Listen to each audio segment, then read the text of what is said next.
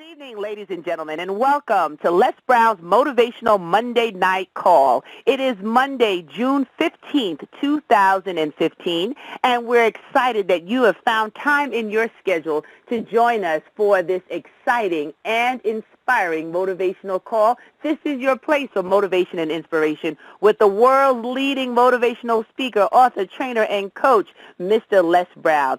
Thank you to all of the new listeners who've tuned in for the first time to be a part of this experience as Les Brown continues to inspire voices of hope all over the globe. My name is Dr. Stacy N.C. Grant, and I have the privilege and the pleasure of being your host tonight and welcoming you to the family. So, ladies and gentlemen, I'm so excited, especially for those of you who've been tuning in over the last couple of weeks. You've heard from some of his platinum speakers give amazing messages, including myself, and we've had a great time. But tonight, you get to hear the leader himself, the person who's been traveling the globe, and I mean literally. If you were to look at his passport, it'd probably make your head spin. He's been all over the globe, changing lives, inspiring lives, giving tools of success as he ignites and reminds everyone about the greatness that's inside of him. So without further ado, Mr. Les Brown, are you really live on the line tonight? Yes, I am. How are you? I am fantastic. I'm just so excited to have you live. You've been traveling the globe. You've been doing so much amazing work. How does it feel to be back on U.S. soil? I'm still trying to make the adjustment because I don't know what time zone that I'm in, and it's been quite an experience. I had an experience. I was in Australia, and because of the time change, I think that I developed a level of anxiety or anxiousness. And so they said Murphy's Law says that anything can happen, it will at the worst possible moment. So I asked for a Xanax, and Xanax is a pill that helps you to calm your nerves and puts you to sleep.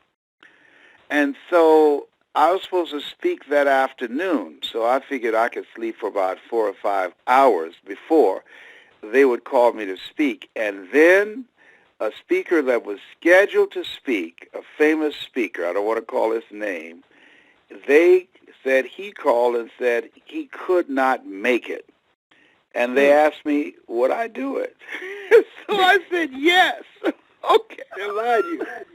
I've taken this pill. So Dr. Julia said, Les, don't do it. Everybody and their brother. Because in the middle, pretty soon, this pill is going to kick in, and you will not be able to get through that speech. I said, if I'm standing, I'll get through it. Just give me the mic. And sure enough, Stacey, I don't know how I got through it, but I got through it, and did no one there know? My staff knew because they know me. And they know my energy level. Now, the next day when I spoke, I took no prisoners and ate the wounded. People were in a state of shock because they said it was two different Les Browns from the one they saw the day before and the one they saw when it was my time to speak and I wasn't covering from anybody and I didn't have a Xanax to tranquilize me, but I got through it. But I'll never do that again. But I can, one of the things that this trip did for me is when you have a message that appealed to people, and there's a universal message, I believe, that all people embrace, regardless of who they are, regardless of the culture. And that message is, I want more for my life. So when I spoke in Switzerland, the response was phenomenal. When I spoke in Poland, over 25,000 people were there with a translator. The response was phenomenal. When I spoke in Australia, the response was phenomenal. This is, I tell you, one of the things that I know about a dream, that when you pursue a dream and you work to master it, you have no idea where that dream is going to carry you. And I had no idea. When I think about my mother lived on 55th Terrace in Liberty City in Miami. And I started having classes in her living room, 5 people.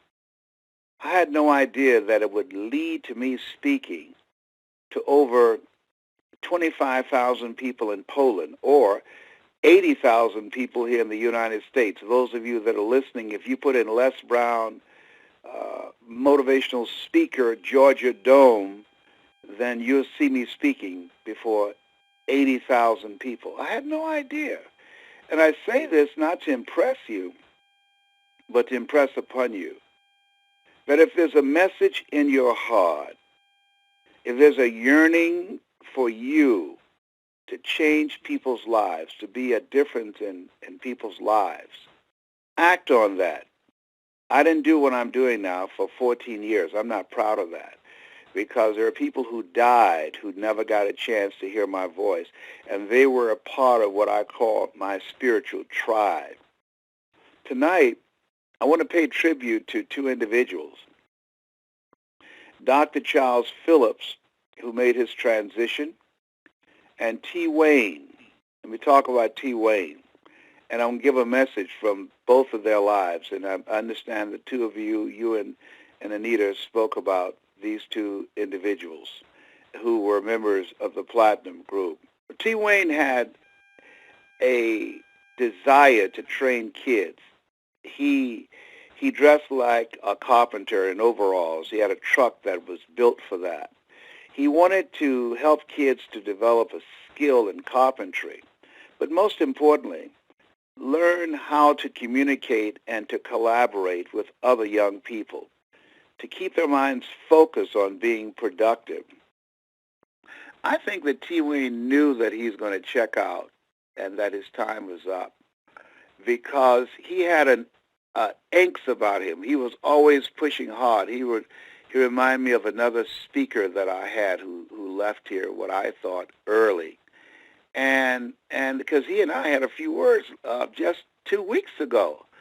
And then when I got the word that he had passed, then I understood that he was working to get the work done, because he loved children. He loved young people. And his goal was to transform young men's lives particularly, and to teach them how to dress like professionals, and teach them how to work together, teach them how to stay alive. These young people, they know how to die. They don't know how to stay alive, and teach them how to remain free. They know how to go to jail, and they don't understand that when you are incarcerated, that really locks you into a life of poverty. Society makes you pay over and over and over again. And he didn't get any grants. He didn't get any government support or parental support. T. Wayne, with the limited resources that he had, I went with him to his alma mater, the college that he went to, and he was just out there scraping and scuffling and doing what he could for our young people. And he is gone now. He and I both are cancer conquerors. He left us, but his work, my goal is to help keep his legacy alive and the passion that he had for young people. Dr. Charles Phillips was one of the people who joined the Platinum Speakers Training in the beginning. You heard me speak in Washington, D.C. years ago. And he was already a pastor, but he joined. And there was an eloquence about him when he spoke. He had this signature message about an eagle. He loved the message about the eagle and the transformation of what happened when an eagle was among some chickens. And it was his message that he loved, that he perfected and worked with it, and his voice. There's a quality about his voice when he spoke. It was a master storyteller that engaged you, that you were mesmerized by it. And he loved Miles Monroe. He was a person who believed in investing in himself. He went to all types of seminars with Miles Monroe and myself. He loved us. And he made his transitions. And one of the signature things that he said when he spoke, when he would come to the close of his presentation. My time is up, but I thank you for yours.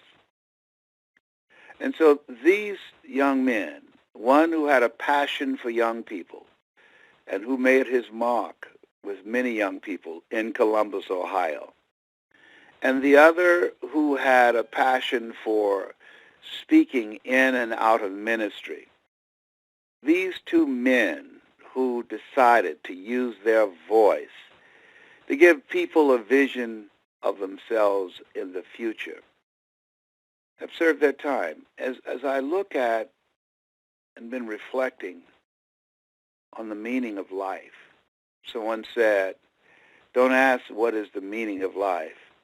Ask, what is the meaning of your life? That's what Viktor Frankl said.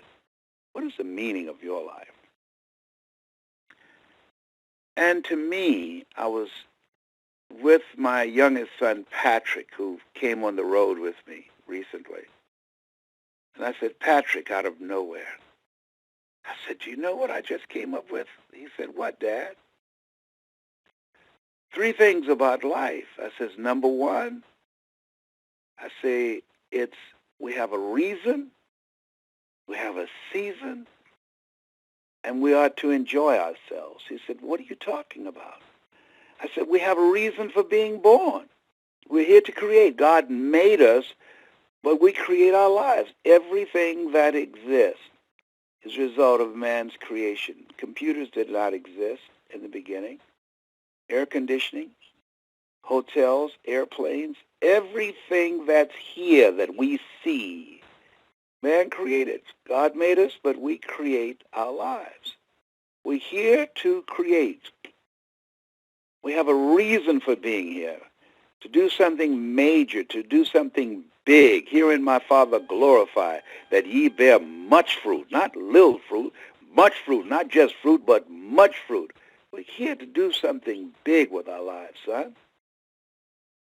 We have a reason. And we have a season. We have a certain amount of time to get the work done. T. Wayne served his time. Charles Phillips served his time. T. Wayne gave his time and his energy to making a big impact with the lives of youth in Columbus, Ohio. And Dr. Phillips served his time in speaking in and out of the church to give people a larger vision of themselves. And they carved out time to enjoy themselves with the people they care about.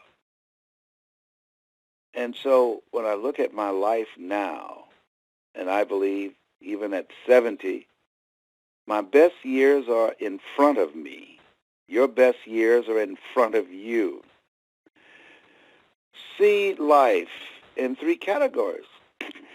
That you have a reason for being here. It's been said the 2 most important moments in our lives, the day that we are born and the day we realize why we're born. And we have a season. Aurelia said, stop living like you have 1,000 years to live. Somebody said life is short, and then somebody else came along and said, no, life isn't short. It just takes most of us too long to start living. And enjoy yourself. When I realize I'm a very happy person, and I don't find people laughing and enjoying themselves. And we have to carve that out. Many of us are very blessed and don't realize it. Don't realize it. This trip, I saw a lot of suffering. Suffering that took my breath away. That I ask, where's God? Where's God? Pain, poverty, and the suffering that I saw. You just look and the desperation that you see in people's eyes. When I was in certain countries. And you just feel so powerless. When I was in India, where certain parts of it, they have a caste system. And if you, in a family where you're a maid, your mother's a maid, then you'll be a maid. Caste system. I hugged a guy, his arms didn't raise to hug me back, and the guy said he's among the untouchables. I said, what? Does he have a disease? No. But did you a certain level of poverty that you're not to touch them and they're not to touch you, and if they did, you ought to bathe yourself. And these are people who look just like each other, look like us, with fine, wavy hair. You really should travel. There are things that you should see, the beauty of Switzerland. Being in Poland, a young man who heard my voice when his mother perished in a fire, named Lucas, and he said, I'm going to bring you to Poland. And he packed a stadium. When I was going to the stadium, O ye of little faith, I was saying, oh my God, I hope some people show up. Oh my God. Why would he start so big, his first event? Oh my God, how is he going to handle people not being here? And when they drove into the parking lot, and I saw the sea of cars and people streaming into the stadium, I was saying, oh my God. I was so happy for him. I was so grateful. And people who couldn't understand my language, but who said, I'm hungry. I'm hungry. Oh, tears come down your face. Mm. I tell you, being in these various places and traveling and being back, I wished, one thing I wish I had taken my children with me. I wish that they could have had that experience. I wish that our kids can go to places like India, to go to places like Johannesburg, South Africa, and really see poverty, see how much we take for granted, how much we just don't realize the blessings that God has given us. To take a warm shower, to have water, to have to not get up in the morning to go looking for water or to build a fire so you can find something that you can cook. Things to have a bed to lay in. Have a bed. That now it's to me. Somebody said, how you doing? I'm great and I'm grateful. I'm grateful I'm in America. I don't have to worry about bombs blowing up my house. I've got running water. Even if I don't have a job and sleeping on a bridge, I've got a chance to create something. That there are things that we are so blessed. Medical care. So blessed. Absolutely. I just have to jump in on that when you said blessed, because can I just tell you that you have inspired people from all over the globe to even tune into this call, Les, to appreciate what you're speaking of, and that living and understanding the reason, the season, and enjoying ourselves. Do you know that your words have inspired one of our callers all the way from Israel who calls in at this time, less at 4 a.m. in the morning, dealing with Crohn's disease, but hearing your voice, hearing the messages every Monday night. Give him hope, give him promise, give him the ability to dream and write the book that he's working on and share his story, all Yes, because of what you're doing. and I'm so familiar with him, and I'm going to write the foreword to that book. I make sure you get his information for me. I'm going to write the foreword. I've been in Israel. I spent time along with my daughter Ona in the Dead Sea at the King David Hotel. I had an incredible experience being in Israel. It's incredible experience. The things that I saw where John the Baptist was baptized, where Jesus was born, that part of the world, the history there, there's a richness, and there's something that you can see there and feel there that you don't get anyplace else. And one of the things, him being on the phone, is an illustration, Stacy. All of us have a tribe. All of us. One of the reasons that I'm doing the speaker training in September is that there are people that will respond to my voice, and there are people who will respond to your voice. But there are people who are going to respond to the voices of people that are listening now. And those people in their tribe will not hear them just in their ears, but they will hear them in their heart. And I want you to get his email because I'm going to send him some links to some additional things that I want him to hear.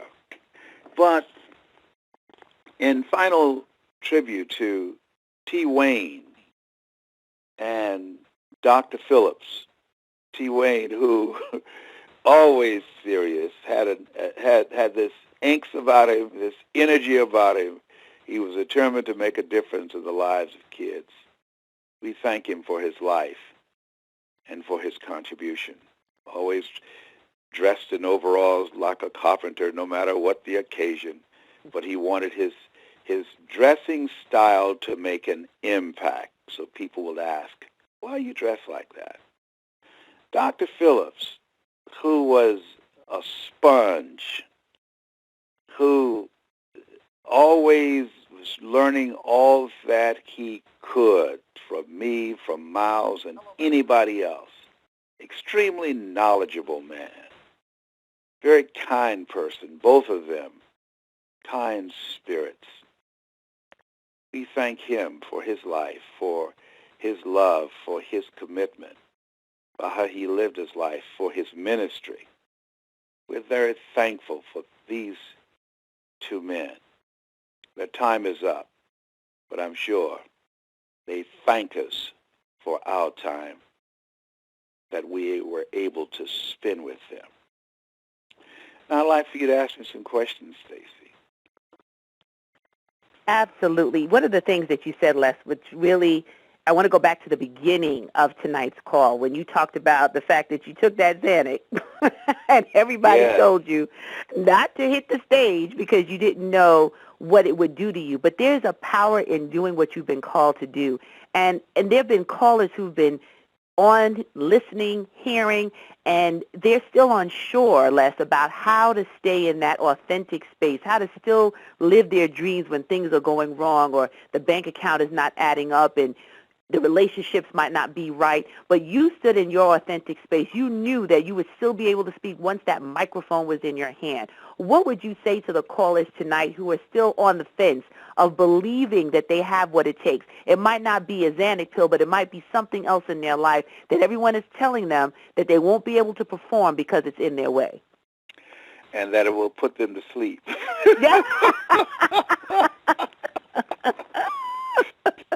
And let me tell you what will put you to sleep. Weapons of mass distractions. What will put you to sleep to your dream and your calling in life. Someone building a very strong, practical, logical case on why you can't have your dream. Something else that will put you to sleep on your dream is listening to the voice within yourself that's practical, that's logical, that's realistic.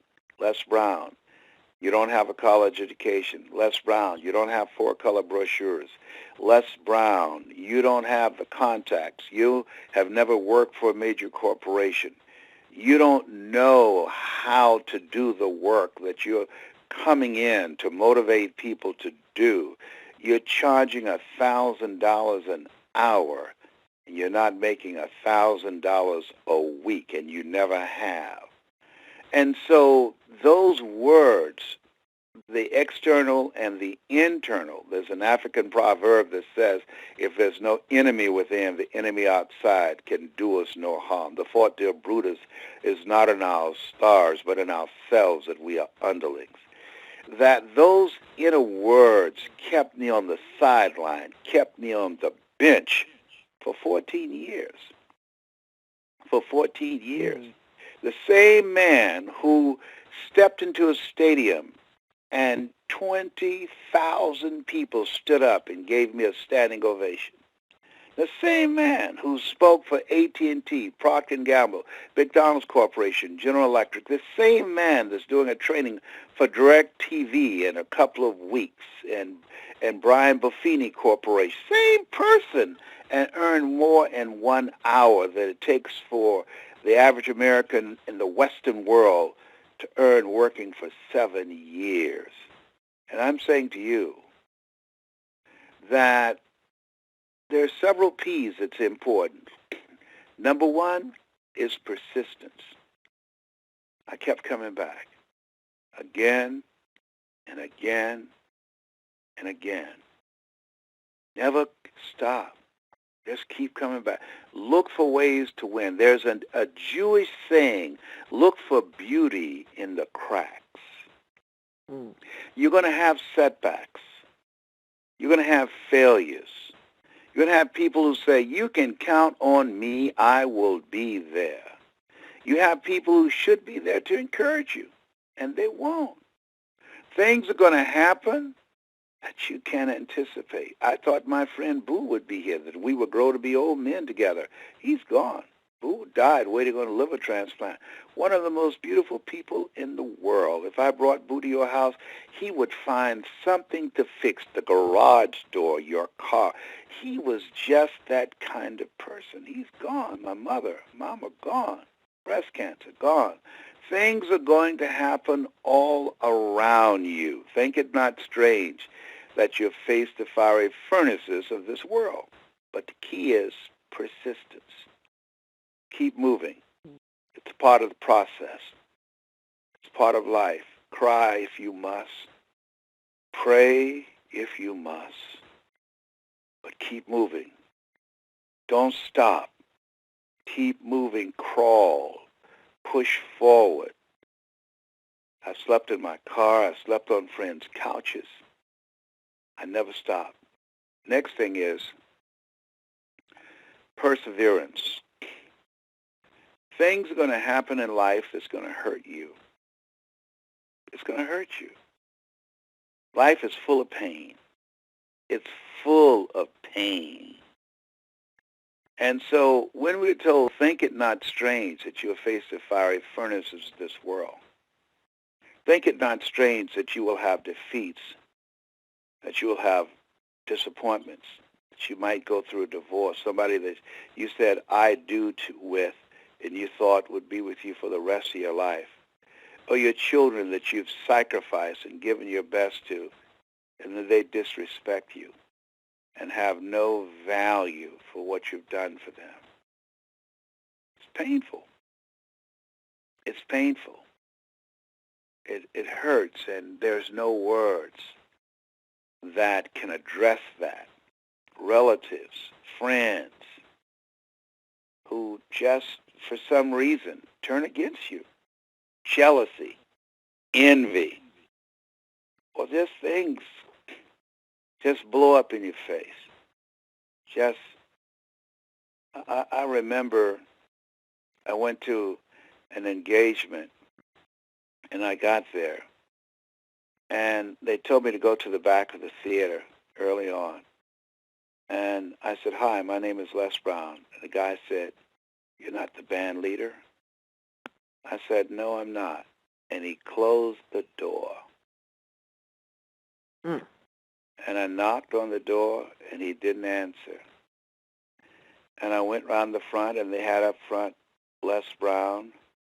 And then I saw the album covers of the white band leader. And I realized they thought I was a band leader. And so I had to leave.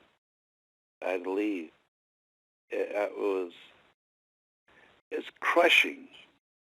It was a crushing experience. I've had, and the most crushing experience, the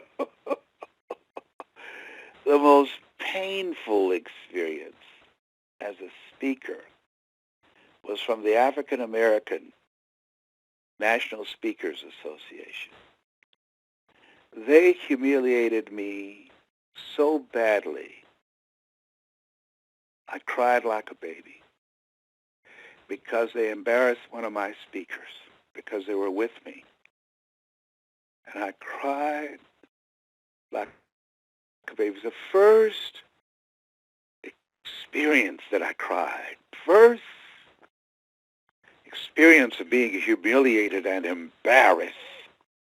And what made it so painful was the African American National Speakers Association, who was jealous of my accomplishments, who I came and said, can I help you? I'd like to volunteer. Ask me whatever questions you would like to ask me. I'm available to you. And they said, no, we don't want you to provide any advice to us. We're fine. Willie Jolly was there. He was sitting in the room. He saw it. And they asked me to leave. That was the most embarrassing moment, most humiliating in my life as a speaker that I've ever experienced. No one has ever treated me like that, and I wasn't accustomed to that. People from all walks of life have embraced me and my message, and I could not understand it. It caught me off guard, but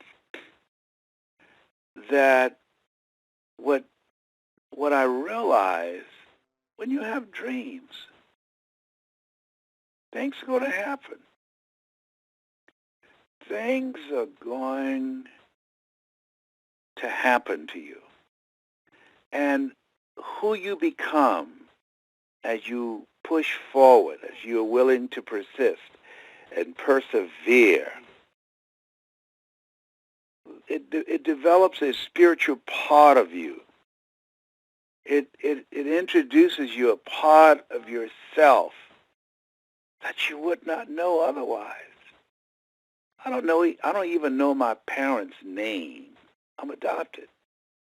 And when I think about the poverty that I came up through under a system, the government had laws to hold people who look like me back.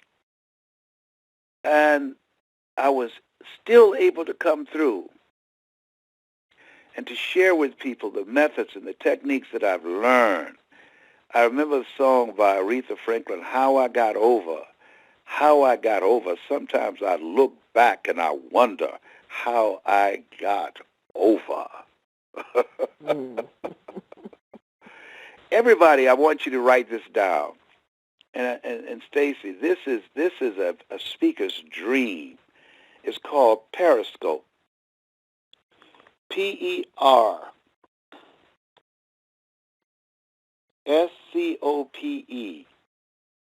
Periscope. And this, you can every day, people can see you or can see me live if we come on. It's really exciting. Right now, just if you have a passion for making a difference in people's lives, this is a tool that will allow you to do that. You talk to people around the world. Periscope, Periscope.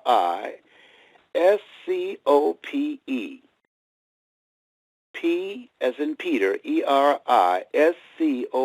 Download the app and I'm going to be on there very shortly, and then indicate to me saying, Les, I was on your call, and I'll be able to see. Let me get my glasses and let me get my mascara to cover my gray right quick before I come over. You got anything else to ask me? I done forgot the question. You went on a roll. I know when to let the master share, and I think you shared quite a bit tonight, and the callers are just so excited to hear your voice, and as you spoke about how you kept the faith, how you used, the persistence and the perseverance and understanding the weapons of mass distraction.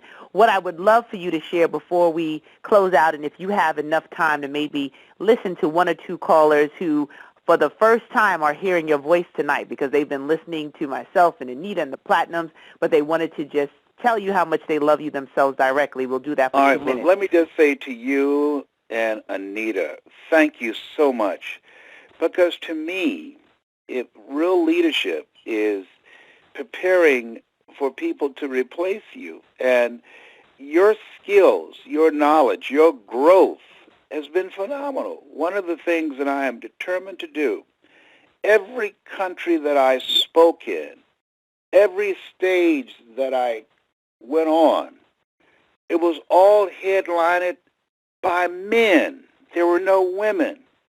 And I said to my promoter in Switzerland and Poland and Australia, I said, there's some women who can speak too, and I will introduce you to them. In South Africa, there are no women out here. And you have no idea of the women who, when you speak, that will just hold on to your words, that will make a difference. There are things, how a woman is seen and treated in America is different than other countries. Different. Oh my God. There's parts of India where if a father says to a guy, I want you to marry your son to marry my daughter, and she takes him a dowry, and the dowry doesn't have enough money, then that family has the power to throw gasoline on her and burn her to death. It's just stuff. And there are parts of Africa where men rape babies because they believe ignorantly they won't get AIDS. That when I was in South Africa and Nigeria, they had signs, don't beat your wife, and then the subtitle said, during the day because it will disturb the neighbors. It was in the night it would disturb the neighbors. Beat her during the day so her yells and screams would not wake the neighbors up. And there were signs in South Africa for 15 days. Let's not rape, molest, and abuse women and children. Wow. That people who do volunteer work and different parts there have a rape kit that they're given because they're guaranteed to be raped. And so this kit is for them not to get pregnant.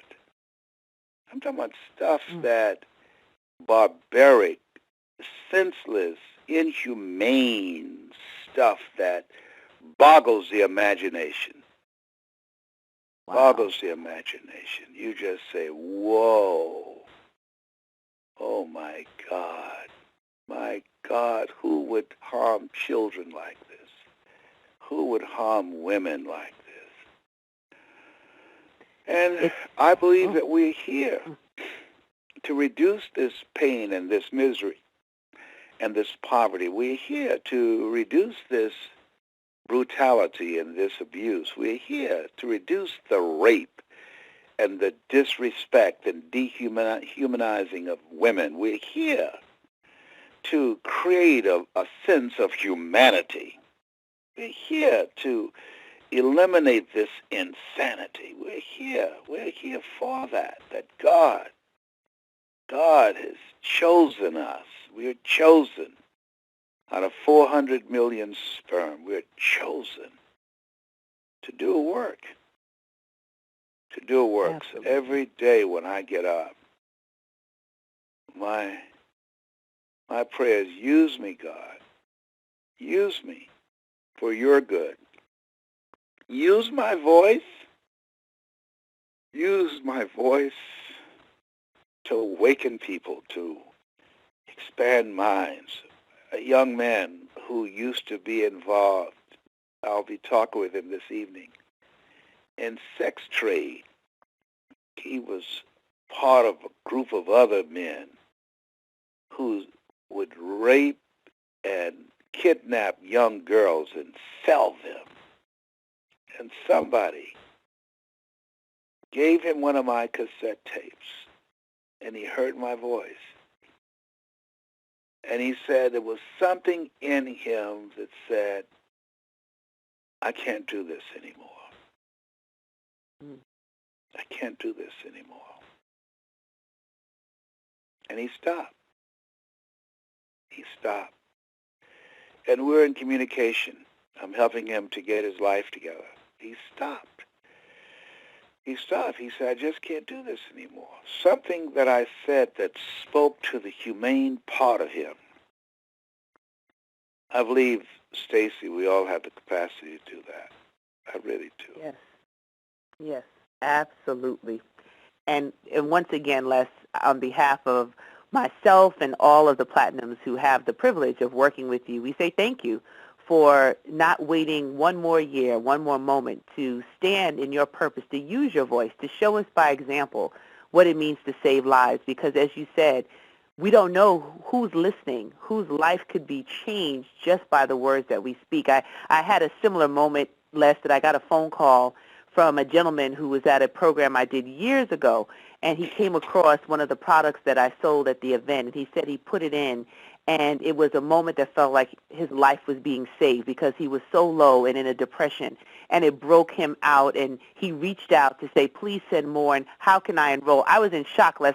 That hadn't happened to me recently, to know that someone years ago was able to find something that I actually produced and shared with the world, and it was able to save and nurture them in that moment. All I could think about was what you tell us all the time, that we have to get our message out, that we have to share our story, that we have to document what we're doing because we never know whose heart it will land in.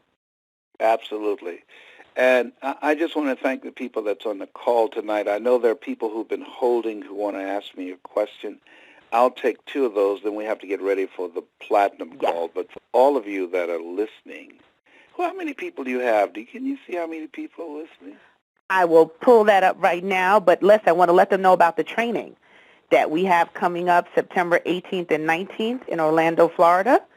Yes. So for those who actually want to be a part of that event, they can log on to www.lesbrown.com to get more information, or they can call. Sign up right away. They can sign up right away, and they can also call 954-724-0900. That's 954-724-0900. And if you are interested in seeing Les live in Dallas, you can give me a call or send an email to info@stacyncgrant.com. He'll be down there for a conference. Limited time engagement. He will be in Dallas. There are a few folks on the call from Dallas, Les, and they might have a chance to meet you there. So you can email me at info@stacyncgrant, STACIENC, like North Carolina, Grant, GRANT.com. And we will be having a great time sharing the stage there. So stand by, everyone. I'm going to put the call in Q&A mode, and you'll be able to ask a question or give a comment. We can only take 2 or so callers because we have another call, but stand by, everyone. All callers are unmuted. All callers are muted and may unmute themselves by pressing *6. Okay, ladies and gentlemen, press *6 to unmute your line, and please tell us your name, and you can go ahead with your question and or comment for Mr. Brown. Hello, can you hear me? Yes, go right ahead.